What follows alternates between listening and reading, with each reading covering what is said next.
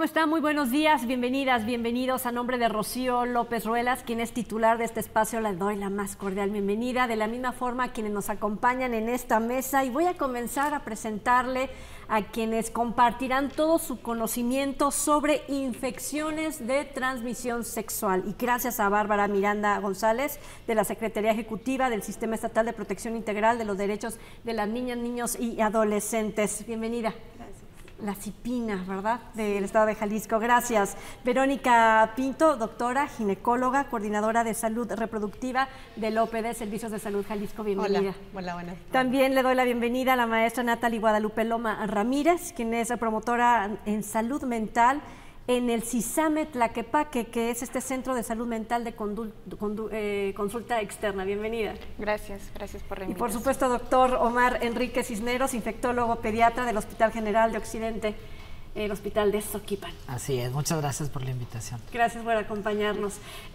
Cuando comenzamos justo hace unos segundos a planear este espacio, me decían, no son enfermedades, son infecciones, y desde ahí me empezaron a cambiar un poquito o mucho la forma de percibir cuando se trata de un padecimiento o de algo con lo que se transita después de o por una actividad sexual. ¿Es así, doctora? Sí, así es. De hecho, hay algunas situaciones de donde adquirimos una enfermedad o una infección y va a estar manifestada o no va a estar manifestada. Entonces, esa infección puede o no desarrollar la enfermedad. Entonces, por eso es muy importante que las personas que aparentemente sentimos que estamos sanos, pues no necesariamente estamos sanos, podemos estar infectados aunque no enfermos. A ver, un ejemplo podría ser el papiloma humano. Así es, la infección del virus del papiloma la pudimos haber adquirido a los 18 años y a lo mejor durante el transcurso de 10 años no desarrollar ninguna sintomatología y posterior a eso tener alguna situación que nos haga pensar ya en la enfermedad, como la aparición de condilomas o de lesiones precursoras. En este caso, para todo el sector médico ya está de acuerdo en que no son enfermedades, son infecciones, y vamos a cambiar y vamos a dejar de decir las famosas ETS. Ajá, ahora decimos ITS, infecciones de transmisión sexual. Es la actualización. De alguna manera, todavía a lo mejor pudiera existir personas que no están actualizadas y que puedan seguir pensando que son enfermedades de transmisión sexual y no infecciones de transmisión sexual. Se me hace muy interesante porque cuando están los recién nacidos o cuando están en etapa gestacional, muchas veces la mamá tiene VIH, por ejemplo, y esto no quiere decir que el bebé que lleva dentro ya la tenga, y por eso hay que ir viendo cómo será la bienvenida de ese nuevo bebé. Doctor. Claro, por supuesto. Hay que tamizar para algunas infecciones. Hay dos de importancia, sobre todo en el embarazo, que es VIH y sífilis. Tenemos un gran problema en el mundo con sífilis congénita, y la sífilis, al ser una infección de transmisión sexual, también se puede pasar mucho tiempo en etapa latente o en etapa asintomática, pero esta etapa asintomática también puede transmitirla al bebé, de tal forma que hay muchas mujeres embarazadas que no saben que tienen sífilis latente y la transmiten a los bebés, de tal forma que este par de infecciones se tienen que buscar dirigidamente en el embarazo, por lo menos en 2 ocasiones. Es decir, la mujer que va a consulta de control prenatal se le debe ofrecer una prueba de VIH y de sífilis la primera vez que llega, y tiene que hacerse un poco antes, un mes o 2 antes de que se espere el nacimiento. Se debe ofrecer, o sea, ¿hay quienes la rechazan? Es muy bueno que lo puntualices, porque hay que ofrecerla de tal modo que se dé la importancia, porque cuando tú detectas estas infecciones y las tratas, el riesgo de transmisión se va a casi nada. Estamos hablando de que el riesgo de transmisión en general sin tratamiento de VIH es de un 30% durante el embarazo, que sobre todo sucede a la hora del nacimiento, pero que si tú das un tratamiento y esa mujer llega indetectable, el riesgo de transmisión baja de 30 a 2%, o sea, casi nada.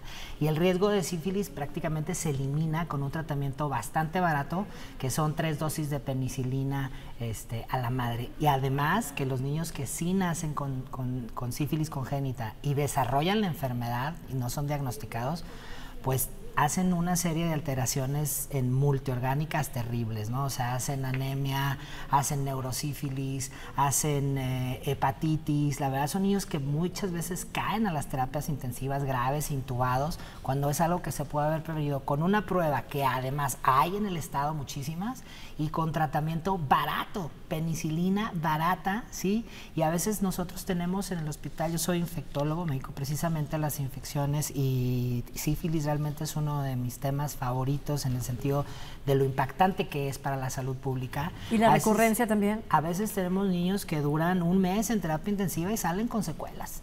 Sí, cuando se pudo haber prevenido, porque a esa mujer nunca se le ofreció una prueba, no hubo acceso a la salud. Quizá esta chica era una adolescente que temía ir al centro de salud porque luego van, se estigmatizan, se revictimizan, y no es muy placentera la atención en los centros de salud para las adolescentes, entonces no se acercan. Y esto hace que se perpetúen estas infecciones asintomáticas y que al final tengamos niños que siguen haciendo con sífilis y VIH, cosa que no debería suceder, porque hay pruebas y hay tratamiento que el Estado otorga de manera gratuita para que esto no suceda. Doctora Verónica, el tema es si, bueno, perdóname, doctora Bárbara, el tema es si vamos a recordar algunas también otras enfermedades, además como las que ya explicaban la doctora y el doctor Omar, que también nos pudieran ejemplificar qué importante es este cambio de entender que no solamente es una enfermedad, sino que la infección te puede llevar a una enfermedad. ¿Cuáles son estos que se atienden todavía que decían, bueno, si hubieras venido antes o si te hubieras atendido antes hubiéramos mejorado? Pues yo creo que ya lo mencionó la doctora, el VIH es como la enfermedad que es, sobre todo por este desconocimiento de las personas, de responsabilizarse de sus cuerpos, bueno, ¿no? De esta autonomía corporal y la importancia de la revisión periódica, ¿no? O sea, sobre todo en el tema de las adolescencias, mamá, papá o persona cuidadora no incentivan que las adolescencias tengan un cuidado sobre su cuerpo, una revisión periódica, constante, ¿no? Independientemente de si hay o no una práctica sexual o una actividad sexual, creo que es importante acercar a las adolescencias los servicios de salud, ¿no? O sea, cuando llegan con ustedes, por ejemplo, por una queja, por una solicitud respecto a los derechos de las infancias o las adolescencias, sí. ¿De qué se quejan hablando de estas infecciones? Sí, bueno, uno de los casos que nos pareció sonado en el sistema es que justo el año pasado, bueno, desde pandemia, pero el año pasado estuvimos trabajando con sector salud y también a nivel nacional la campaña para la vacunación para el VPH. Que por cierto acaba de iniciar también, sí, ¿no? Sí, y estuvimos en conjunto con los sistemas municipales difundiendo la campaña, pero el tema era que la información, aunque les llegaba, las adolescencias no se vacunaban porque mamá, papá, persona cuidadora no les dejaba vacunarse. Hay que recordar que el cuerpo de las adolescencias y de las niñeces les pertenecen a las niñeces y a las adolescencias. Y es importante que si esa adolescente o esa niña o niño o adolescente quiere acceder, pensando también por ejemplo en el COVID que nos pasó, acceder a la vacunación, pues es su derecho. Es su derecho a la salud, ¿no? Y prima el interés superior de la niñez. El interés superior de la niñez nos dice que todas las decisiones que tomemos a nivel Estado y también una recomendación para mamás, papás y personas cuidadoras, siempre sea en pro del bienestar de la niñez y la adolescencia, ¿no? Y en este caso, pues el derecho a la salud y al bienestar físico y también mental, ¿no? Es importantísimo, ¿no? En las adolescencias y en las niñas. Y voy a retomar la pregunta, ¿no? Aparte del virus del papiloma o aparte de la sífilis o el VIH, ¿hay alguna otra enfermedad que tenga el sector médico en este momento o alguna infección de transmisión sexual que los tenga en alerta en este momento?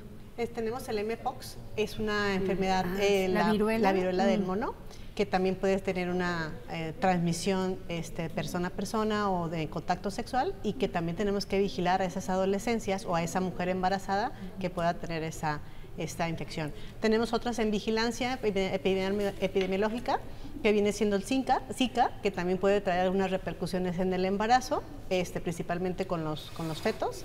Entonces también es algo que tratamos de vigilar. Son vigilancias permanentes, entonces son situaciones que siempre estamos como alertas ante una situación que se presenta. En la parte médica, nos quedamos con ese tipo de enfermedades, son las que a ustedes como sistema de salud los tiene más en alerta, no nos tenemos que preocupar de otra enfermedad, y sobre todo lo digo porque, por ejemplo, el mpox o el mpox se escuchaba mucho, se sabía de las infecciones en África, sin embargo, no, con este tránsito que tenemos ya globalizado, pues se ha extendido y tenemos casos en el estado de Jalisco. ¿Hay alguna otra enfermedad que pudiera ponernos alerta? En este momento, no.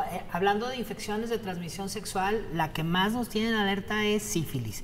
Okay. Y todavía nos parece increíble que sigan naciendo niños con VIH. La verdad, eso no debe suceder. No deben existir niños que nacen, ni uno solo. Y hay países como Cuba, por ejemplo, que fue el primero, pero hay otros, que la transmisión se elimina, porque lo que necesitas es probar a la mujer en el embarazo y darle tratamiento. Y esas dos cosas, pruebas y tratamiento, hay actualmente en nuestro sistema de salud de manera gratuita para quien sea, con o sin acceso a servicios de salud social.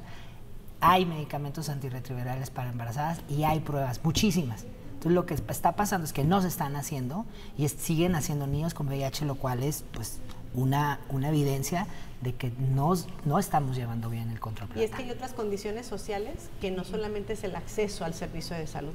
Hay condiciones sociales como la escolaridad baja, la pobreza, los medios de comunicación a donde vivimos, porque no todas tenemos un camión para poder llegar a un centro de salud.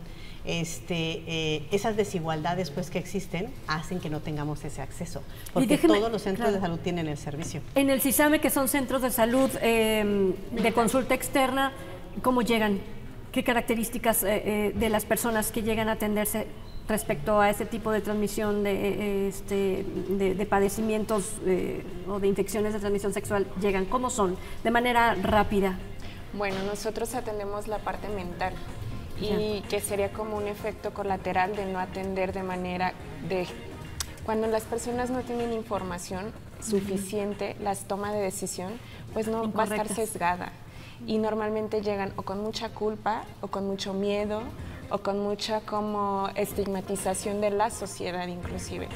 Y desde la parte como de salud mental, mientras no se involucre a la comunidad, estos programas van a seguir teniendo como no la eficacia que se espera, porque que se acerque una chica a pedir información mientras un médico no sé, tiene estos estigmas y ya la ve de cierta manera, o cuando se acerca a su familia la ven de cierta manera, entonces no va a tener la confianza de ir a decirle mamá estoy embarazada, ¿no? O mamá tengo una infección, o papá, ¿no?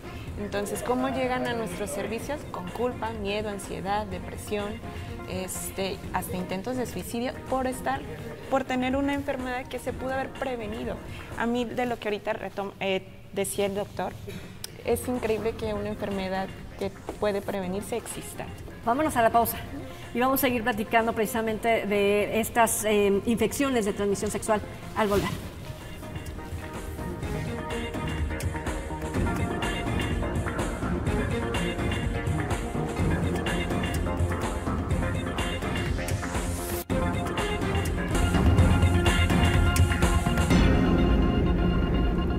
Bueno, y esta mañana platicando de infecciones de transmisión sexual, y yo estaba justo dialogando con la maestra Natalie de cómo llegan a este centro de salud mental de consulta externa, y es que me imagino que viene un problema importante en cuanto a la condición emocional, pero han de llegar también y han de descubrir que más allá del tratamiento también tienen que canalizarla inmediatamente o canalizarlo inmediatamente con un doctor, porque su estado de salud está en riesgo, y a lo mejor más cuando vienen con un embarazo, hablando de mujeres. ¿Sí es así? Sí, se da prioridad a la parte física, o sea, la atención física, que venga con sus cuidados de embarazo y demás, y además se suma la parte mental. Cuando ya llegan a la unidad con nosotros es porque ya previamente tuvieron como esta atención en la parte física y luego ya las derivan con nosotros como acompañamiento, para que sea como una atención integral.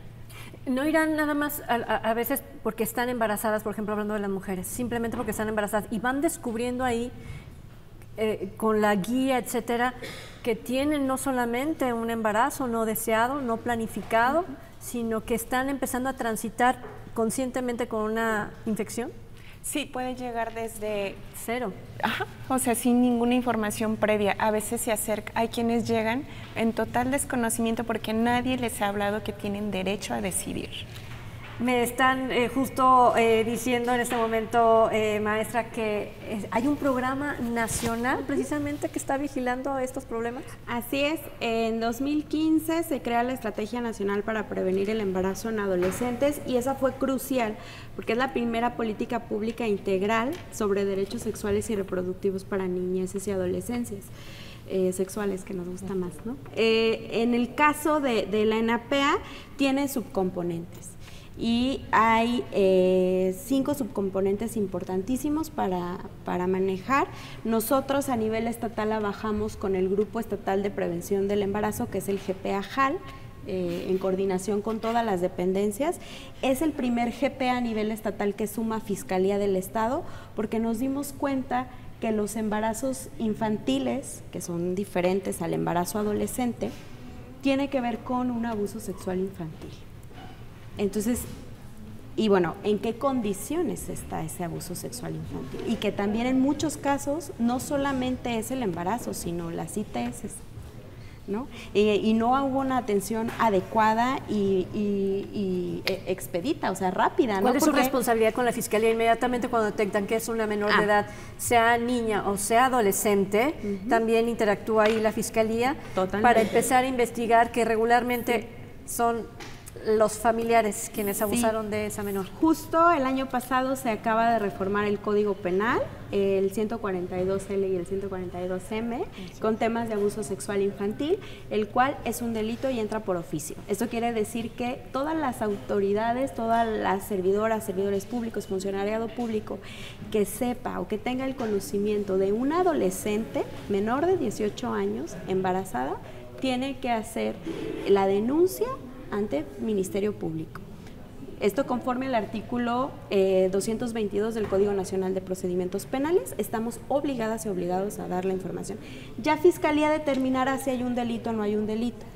Esto es bien importantísimo porque nos dimos cuenta también que las adolescentes y las niñeces embarazadas, sobre todo las menores de 15 años, entraban al servicio de salud ya en el parto. O sea, no había una atención, no había un seguimiento al embarazo, y si lo había era hasta el tercer trimestre, o sea, no se le acercaba los servicios de salud. Lo que quiere hacer la ENAPEA, lo que quiere hacer el GPA a nivel estatal, es acercar los servicios de salud a las niñas, niños y adolescentes. Digo niños también porque el tema del abuso sexual pues también se da en niños y en adolescentes hombres, y también requieren esta atención y necesitan la información científica, ¿no? Fuera de estigmas, de estereotipos, ¿no? Para que, porque es su derecho, ¿no? ¿Cuántas para que niñas? puedan acceder. Sí, y se me hace muy interesante saber cuántos casos llegan con una infección de transmisión sexual, además de una violencia como es la violación o un embarazo no deseado. Casos, no tenemos el número, ahorita no lo tengo yo como registrado, tengo el número de embarazadas que tenemos adolescentes. Por ejemplo, en el año 2023 tuvimos 6.545 menores, de las cuales se atienden en todo el estado, hablando de las menores de 14 años, y 14.996 menores de 19. Entonces, tenemos un gran número de atenciones en relación a esas mujeres. Voy a pensar en que puede llegar una joven de 17 años con su pareja, un chico a lo mejor también de 17, ¿no? Preparatorianos ambos, a pedir informes, o con un estado, con un embarazo ya avanzado, etcétera. Esa es una relación que puede ser sana y que no pasa absolutamente nada. ¿Qué porcentaje de estas historias es lo que me gustaría saber para poder identificar qué tan grave es la presencia de abuso más infección en Jalisco? La combinación No. así no la tengo. Ya. Tengo la combinación del embarazo y el adolescente. En promedio, entre el 25 y el 30% de todos los embarazos a nivel nacional y estatal, que no estamos fuera de ese mismo rango, lo tenemos en embarazadas adolescentes. ¿Qué tan recurrente es que por falta de información, por falta de madurez, por falta de lo que sea, se complique un embarazo, se complique una vida sexual que puede ser maravillosa a la edad que las personas decidan comenzar una vida sexual? Sí, exacto, de eso se trata la salud sexual, ¿no? De tener este equilibrio de lo social, lo psicológico, lo físico y experimentar la sexualidad con libertad, con información.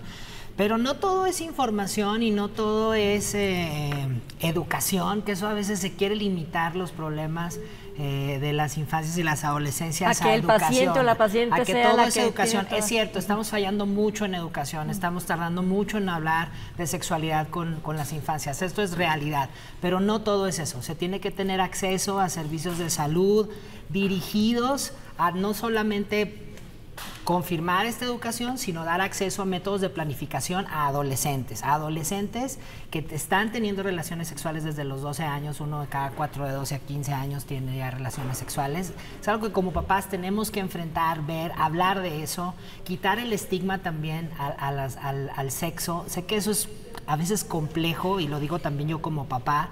Es difícil abordar estos temas, sobre todo con todo el bagaje que tenemos cultural en nuestro país, pero no es nada más la información, sino quitar el estigma. Como padres, como proveedores de salud, también nosotros debemos entender que los comportamientos adolescentes así funcionan y lo vemos porque llegan con embarazos, con infecciones de transmisión sexual, están llegando al hospital, es decir, ya es una realidad, ¿sí? Creer que con abstinencia vamos a poder controlar este tipo de problemas, pero realmente es ilusorio, ¿no? Hay que actuar en consecuencia, no solamente dando información, sino acercando los servicios de salud a estas adolescencias, porque si bien es cierto que hay mucha falta de control prenatal, también es cierto que en muchas de las adolescentes que fueron a control prenatal no se les ofreció una prueba. No, y le voy a complicar más el panorama porque les complicaron al sector salud el panorama.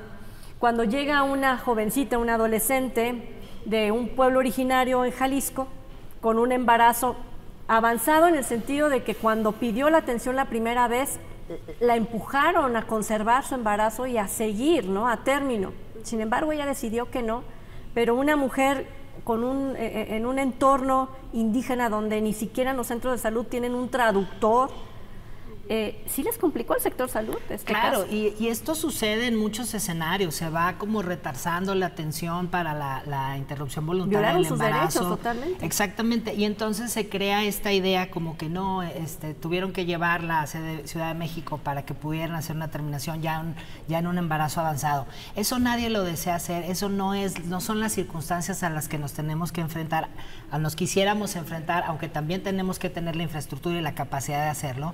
Lo que se tiene que hacer es hacerle caso a las adolescencias, hacer que se respeten sus derechos y hacerlo de manera temprana, cuando hay que interrumpir voluntariamente un embarazo, porque además la legislación en el Estado está bien estipulada para que estas adolescentes puedan tener acceso a esto, incluso yendo solas. Sí, es decir, y muchas veces cuando van y quieren acceder a servicios de salud les piden que traigan la denuncia y eso no es necesario para que les poder... exigían a la menor de edad que fueran a consulta con un tutor y resulta que el tutor era el padre de ese bebé. Exactamente, ¿no? La que hay la había mucho violado desconocimiento de lo que se tiene que hacer en este tipo de casos, mucho también pues ideas y prejuicios de del mismo personal que atiende a estas personas, y de tal forma que lo que se crea son escenarios extremos y adversos como el desafortunado caso de esta chica wixárika, y que luego crean este estigma de que todos los casos van a ser así.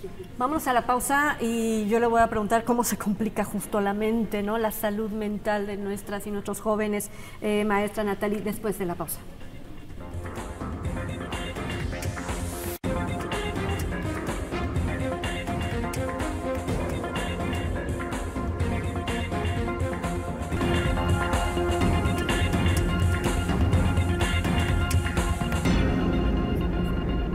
Pero ya estamos de regreso y bueno, hablábamos ya en su momento de pobreza, esta falta de infraestructura para poder ir a un centro de salud, hablamos de esta falta de derechos, ¿no? Del cumplimiento de los derechos para niñas, niños y adolescentes. Y cuando ponemos sobre la mesa todos estos factores, ¿cómo se complica la salud mental de una persona? Y sobre todo, ¿qué se tiene que hacer para poder llegar a un desarrollo pleno de su personalidad, incluyendo el desarrollo sexual? Bueno, pues sí se complica mucho la salud mental de las y los adolescentes, ¿no? Entre ellos son muchos los factores que intervienen para que una persona pueda gozar de este bienestar mental. Y entre los factores, ya los mencionaba la doctora, está desde la parte económica, está desde la parte educativa, cultural, su entorno, el acceso a la información. Y si no se cuenta con este ambiente propicio para su desarrollo, por supuesto que lo va a complicar, y esta complicación se va a ver de alguna manera como evidenciada en su toma de decisiones, en cómo se comporta, incluso el aumento de consumo de sustancias, de que tenga que interrumpir sus estudios, su desarrollo de identidad, porque en la adolescencia es una etapa fundamental en el humano, ¿no? Es esta etapa en la que las personas están pues descubriendo quiénes son en el mundo. ¿Por qué se puede elegir alguna estupefaciente para superar esto? Porque, ¿Qué les motiva? Son muchos factores, pero entre ellos el que más se considera es la evasión, ¿no? El no poder afrontar la realidad, porque la realidad es dura. El tener una adolescencia, una inmadurez, un problema que no lo tenías en un futuro inmediato y lo combinas con esto, con la drogadicción, ¿cómo es la vida de estas jóvenes? Pues imagínate, se complica la vida cuando tú ya tienes una sustancia que no te permite como libremente o de manera sesgada tomar una decisión. Y no solo su vida individual, sino además todo el entorno, cómo reaccionamos ante eso. Hablábamos en un inicio del estigma que se generan estas enfermedades. Tendemos mucho a creer que las personas que consumen sustancias es o por débiles o porque son inmaduras, pero no estamos viendo que de fondo hay todo un sistema que le falló. A ver, esta pregunta es para las 4, para usted, doctor, por supuesto. Ayúdenme a salirme de esto porque cada vez que hago una pregunta hablo de mujeres. Okay. ¿Cierto? ¿Cacharon que estoy como pensando en que son las mujeres las más afectadas? Claro. ¿Es así? ¿Cómo hablamos de los hombres, quienes también pueden ser portadores, como el caso del virus, del papiloma, pero también sufren y padecen, ¿no? Bueno, creo que es importante retomar que, como dice la compañera, hay sistemas de opresión, ¿no? Y entre esos sistemas de opresión, que como lo queremos llamar, patriarcado, sistema sexogénero, etcétera, etcétera, ¿no? Todo el tema del cuidado corporal y emocional siempre se le ha delegado a las mujeres, ¿no? Socialmente es hacia las mujeres a quien se les ha delegado ese cuidado, ¿no? No solo el cuidado propio, sino el cuidado de las demás personas, ¿no? Y entonces es importante que pongamos sobre la mesa, y la ENAPEA, la Estrategia Nacional, sí plantea que las adolescencias hombres trabajen en sus masculinidades, ¿no? Trabajen en el cuidado de sus cuerpos, trabajen en esta parte de cuidar también su salud física, ¿no? De la atención misma, que accedan a los servicios de salud amigables, ¿no? Todo este proceso que no solamente sea para las mujeres, ¿no? Y esta cuestión de la corresponsabilidad cuando hay, por ejemplo, un embarazo. Pero nada más puntualizando, sobre todo focalizando aquí en el estado de Jalisco, el tema que hemos visto tiene que ver más con abuso sexual infantil. O sea, los embarazos adolescentes y niñez tiene que ver con un problema de abuso sexual infantil. Y este es el padre del hijo nacido vivo, o fallecido, ¿no? Es mayor de edad, es un hombre mayor de edad, ¿no? El tema en América Latina, en México y en Jalisco, es por un tema de abuso sexual. Hay que quitarnos, ¿no? Y hay que visibilizar con los hombres mayores de edad que es un delito vincularse y relacionarse con niñas y adolescentes. Es un delito. O con niños. O con niños, ¿sí? ¿Hay niños violados? Sí, claro. ¿Con infecciones de transmisión sexual? Claro, claro. Y el tema aquí es que no generamos, el sistema no solamente es patriarcal o un sistema opresor, sino que también es un sistema opresor adultocéntrico.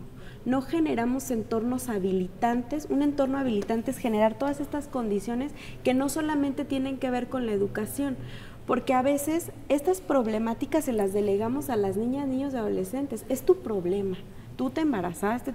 No, ¿qué pasó? El sistema les falló. Este entorno habilitante, las personas adultas que le cuidaban, que se suponía que le tenían que cuidar, les fallaron. ¿Y qué estamos haciendo en el sector salud? Bueno, tenemos un programa que se llama Servicios Amigables, donde está de alguna manera relacionándose, le decimos pares, porque muchos de los chicos, hay promotores juveniles, de los mismos que nosotros capacitamos, y entre pares se da más esa relación. La norma 047 nos marca muy claramente que yo como servidora pública puedo atender perfectamente a una niña de 14, 16 años que quiere acceso a un método de planificación familiar. Entonces, de repente, todavía volvemos a ese estigma de ese trabajador o servidor público donde dice, ¿dónde están tus papás? Estás muy chiquito, ¿qué andas haciendo con tu sexualidad? Y le cierras la puerta, ¿no? Entonces, sí hay. Todavía hay gente así. Sin embargo, el grueso, precisamente por eso se hicieron esos servicios amigables, ya no tiene contacto con ese servidor público o con ese trabajador. Tenemos gente trabajando con esos centros juveniles, ¿no? Entonces, desde el método que ella decide o él decide, de alguna manera lo podemos estar enfrentando. Hay gente que a sus 23 años ya no quiere tener un hijo. Tuvo uno y no quiere tener ninguno más. En la clínica del varón, en la clínica del hombre, los jóvenes antes de los 18 años están pidiendo sí, exactamente. La cirugía. Y si tú tienes un consentimiento informado, tú lo operas. Sea de 23, sea de 22, tenga o no tenga inclusive hijos, porque luego... ¿Se requiere la mayoría de edad? Si le das una buena consejería, no se requiere. ¿No? No, un consentimiento informado te lo da. Pero sí es importante que le des ese consentimiento, que le des el enfoque. Al hablar de la consejería lo haces ver en qué pensarías a tus 30 o a tus 40 años. Definitivamente no te gustaría tener un hijo. O sea, tienes que hacerle ver varios panoramas. Si se te muere el único hijo que tienes, ¿cómo te ves? ¿Te sientes igual? ¿O por qué te quieres aplicar la vasectomía? ¿Es porque quieres una vida sexual sin protección? Sí, exactamente. O sea, hacerlo ver todos sus contextos. Y en cuanto ya esa persona decide, tú tienes el acceso a otorgarle un método temporal o un método definitivo. Pero de repente había médicos que te decían, oye, tienes 22 años, todavía estás muy chiquita. Pues estás muy chiquita, ¿para qué? O sea, ella quiere tomar una decisión de con 1 o 2 hijos y terminar su fertilidad. Adelante. O sea, tenemos que acceder al derecho que ella tiene de decidir cuántos hijos va a tener. Yo siempre les digo, dar una muy buena consejería la vas a hacer que ella tome la mejor decisión.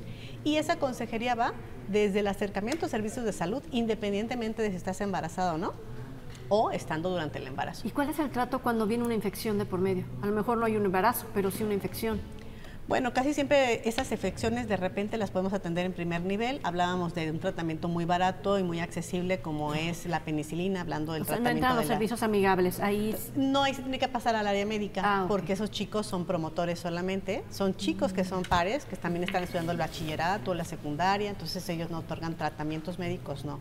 Pero sí tiene el acceso a decir, este paciente requiere de ir al médico. Entonces hace todo el mecanismo para poder acceder a la consulta. Y la gente que atiende una infección de transmisión sexual tiene también esa capacitación, sí, en lugar de llegar y regañar y juzgar, estigmatizar. Sí, y es muy importante que la población aprenda a no hacer normal la agresión de los servicios de salud. O sea, de repente hay gente que llegaba diciendo, vengo a que me regañe. ¿Cómo? O sea, ¿cómo aprendió eso? ¿Cómo viene a que la regañe? Viene a que la ayude. Un embarazo de alto riesgo, una enfermedad de transmisión sexual, o no use el condón y vengo a que me regañe porque no lo usé. Entonces, no se trata de eso, sino de hacerle ver su enfoque. Yo tuve un chico hace unos muchos años que me dijo, parejas sexuales 50. Y le digo, ¿y en las 50 te has usado un método de protección? ninguna. Le digo, bueno, pues esa práctica que estás teniendo es una práctica de alto riesgo para tener una enfermedad de transmisión sexual, y ahí aplicamos unas pruebitas esa vez que fuimos a visitarlos a esa escuela, ¿no? Pero te das cuenta de que en ese momento que platicamos me dijo, creo que lo estoy viviendo mal, tengo que aprender de esta información que me estás dando. Y él solo sacó su deducción. ¿Cómo se logra hacer ese cambio? Y me lo platica después de la pausa. Sí, vamos.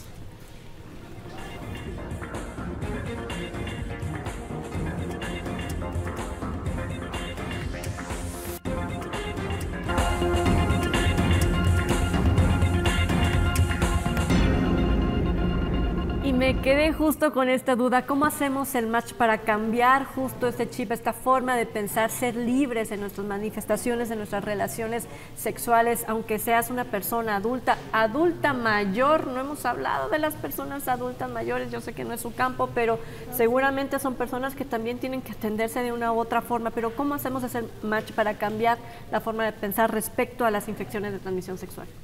Bueno, pues de entrada creo que una de las cosas que pudiera funcionar es empezar a cuestionar como lo que creemos. ¿Por qué creemos lo que creemos? ¿Por qué creemos que eso que yo adulto creo que es lo mejor va a funcionar para ti, que eres un individuo aparte y que tienes otras necesidades? Creo que el respeto es básico para poder como comprender esto. Y ya lo comentaba fuera de cámaras la doctora, esta parte de que no solo hay que centrar toda la atención a que la responsabilidad es del niño o la adolescente, o sea, no, se tendría que ampliar el enfoque, ampliar la perspectiva desde los papás, las escuelas, las instituciones, la sociedad. O sea, todos somos responsables, aunque no nos guste, todos tenemos algo que ver con que estos números de embarazos, de infecciones estén en aumento. Todos contribuimos y todos podríamos abonar a que eso se reduzca. Entonces, desde cuestionar, informar, todos tienen derecho a gozar una vida libre y placentera de su cuerpo. Y separar, una cosa es la sexualidad y otra cosa es la reproducción. No importa la edad, desde bien chiquitos podríamos empezar a educar desde la sexualidad. No le diga eso, por favor, a los papás de familia, porque luego van a decir que se van a empezar a dar clases en la escuela para promover la actividad sexual. Es que la sexualidad implica desde conocer tu cuerpo, cómo se llama cada parte de tu cuerpo. Entonces cambia el chip de que no todo es el acto sexual, el coito. ¿Sexualidad qué es entonces? Habrá edades, dependiendo la edad, harás como la información que le vas a ir dando al menor para que la vaya procesando, ¿no? Pero desde que conozca su cuerpo, sepa cómo se llama, sepa que tiene derecho a que nadie le toque sin su consentimiento su cuerpo. Y bueno, ya irá avanzando de edad y le hablarás de métodos de anticonceptivos y demás, pero desde la primera infancia. Natalia, por ahí debimos haber empezado. ¿Qué es sexualidad en la parte médica, doctor? Pues quisiera retomar un poco lo que decía la maestra. Son incluso hasta comportamientos en el ambiente, ¿no? Estas preguntas a los niños de ¿tienes novia, no tienes novia? Eso no se debe hacer, ¿no? Decirles, estarles, no sé, haciendo piropos aún a las niñas, haciendo este tipo de conductas que a lo mejor alguien puede decir, eso se ha hecho toda la vida. Exactamente, por eso tenemos el problema que tenemos ahora. Porque se ha hecho desde casa, se ha normalizado este tipo de conductas que al final las aprenden los niños, ¿no? Y entonces llevan una sexualidad sin información, ¿sí? No le dicen al pene por su nombre, no le dicen a la vulva de la vagina por su nombre, y entonces esto crea siempre un secreto, y entonces la sexualidad tiene que ser un secreto, y entonces cuando yo adolescente tenga una relación sexual va a ser un secreto, y como es en secreto no voy a llevar ningún método de protección de barrera. Además yo no puedo preguntar de esto, entonces no sé qué infecciones me pueden transmitir, no sé si me puedo embarazar o no, hay mitos de cómo hacer para no embarazarme. Entonces toda esta secrecía y tabú lo que generan es desinformación. Yo lo comparo a lo que sucedía en COVID, ¿no? En COVID había información por todos lados y la mayoría mal. Y entonces, ¿qué pasaba con nuestras adolescencias y nuestras infancias? Pues que se imaginaban una cosa terrorífica y mejor no preguntaban y se iban a su tablet a ver cómo podían distraerse, y de ahí agarraban información Y ahí es donde parte la desinformación, la infodemia, y creo que eso sigue pasando. Tenemos mucha información, pero mal dirigida. Entonces debemos hablar con nuestros niños desde edades tempranas, desmitificar estas conductas y evidentemente hay que darles la información para que sí retrasen su sexualidad a una edad mucho más madura. Eso es lo que queremos, eso es lo que como pediatras debemos también orientar a las familias. Claro, que sean, que experimenten su sexualidad cuando tengan una madurez ya de su cuerpo y de su personalidad y de su autoestima. Eso es lo deseable, pero también no cerrar los ojos ante las realidades que ya estamos viviendo y no querer tapar el sol con un dedo. Entonces hay muchas cosas que podemos hacer desde casa, desde comentarios, desde la forma en que hablamos y nos dirigimos hacia las infancias, porque eso va a cambiar la forma en la que ellos ven la sexualidad. La sexualidad va a estar desde que nacemos hasta que nos morimos.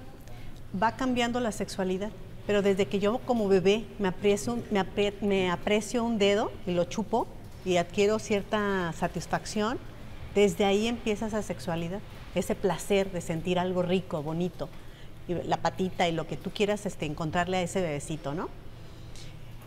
Eres un anciano y sigues pensando en la sexualidad, de los recuerdos que pudo haber sido y a lo mejor de lo que todavía es, ¿sí?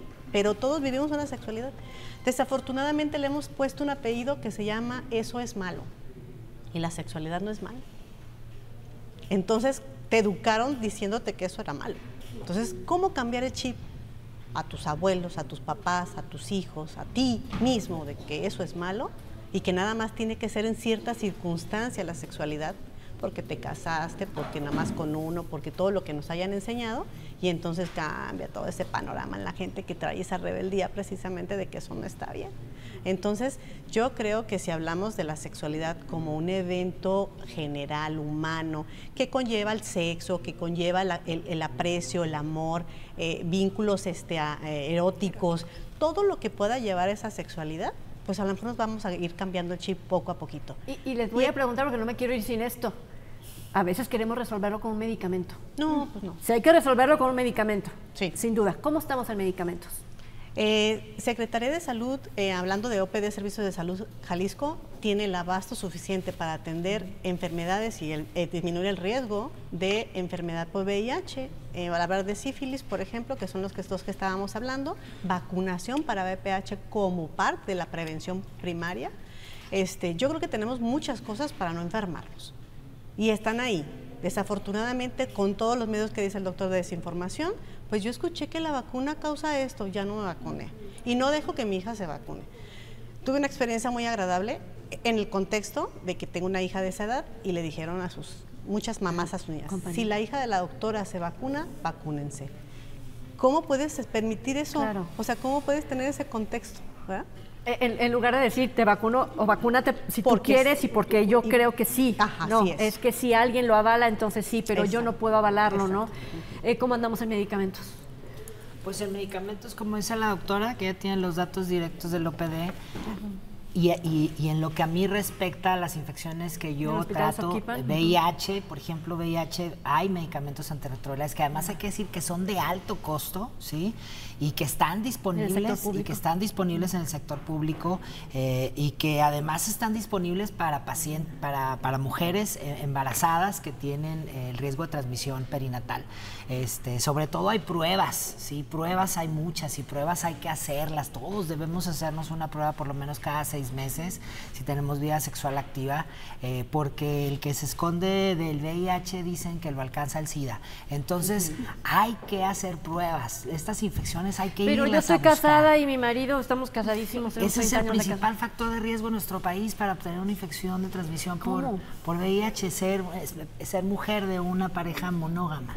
Entonces, eso es no tapar el sol con un dedo, eso es buscar la salud sexual, no solo en el disfrute, sino en lo físico, en lo social, ¿sí? Desestigmatizar las infecciones de transmisión sexual cuesta trabajo. cuesta mucho todavía en VIH desestigmatizarla. Son infancias, adolescencias que batallan en las escuelas y quieren tomar clases y todavía les piden requisitos y todavía hay mucho estigma. Y entonces creo que debemos de quitar poco a poco desde los prestadores de salud el estigma para que ellos mismos también puedan vivir una vida más plena y sexual, porque estos chicos, estas infancias y adolescencias que ahora viven con VIH, pues en algún punto van a empezar también a querer disfrutar su vida sexual y tienen todo el derecho de hacerlo y también vivir su vida reproductiva.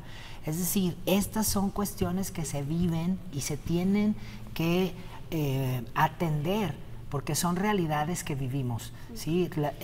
Estas personas están ahí, tenemos que atenderla y sí tenemos los medicamentos para atender VIH y tenemos los medicamentos para atender sífilis. A veces lo que falta son seguir bien los protocolos para que todos puedan tener la misma calidad en salud a donde sea que llegue. A ver, si un joven, si una persona adulta mayor, quien nos esté viendo en esta mañana de domingo, tiene ganas de escuchar más sobre todo esto, ustedes tienen el tiempo y los mecanismos para acudir, por ejemplo, a una escuela, a un centro deportivo, a una comunidad, doctora. Sí, tenemos servicios amigables que ellos prácticamente y el mismo promotor del centro de salud acudimos a secundarias, centros universitarios, preparatorias.